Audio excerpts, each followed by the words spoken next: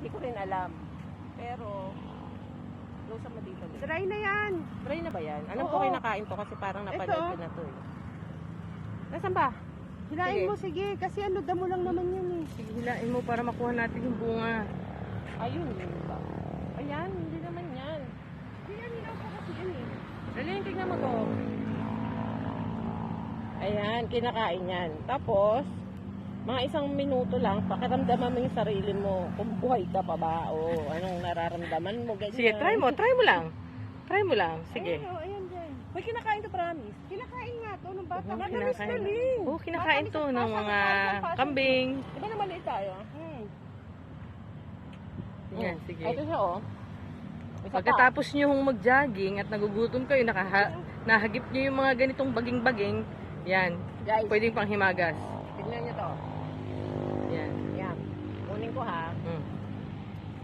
Hindi ko lang alam tawag dito eh. Pero, Search mo. nakita mo na to once eh. Para siyang ano, tadpole. Oh, di ba? Oh, Parang chia seeds. oh ganun. Pag nababad sa tubig. Yan guys. Yan. Kakainin natin yan. Matamis, promise. Maya-maya hilo ka na. Tapos, may nakapagsabi sa akin, ang pangalan daw nito, Kantutay. Paki-comment down below kung totoo, kung tama ba Comment down below kung Kantutay ba ito. Ay, napapansin. Ito. Alam niyo yung chicharo? Ito. Ito. Mahal yan sa palengke. Chicharo guys. Mura lang dito. 1 kilo 20. Yan o. Yan. Ito, marami kami dito. Yan. Masarap yan sa pansit. Itong isa naman, pwedeng pang sigang yan. Yan. Ito yung pasigang.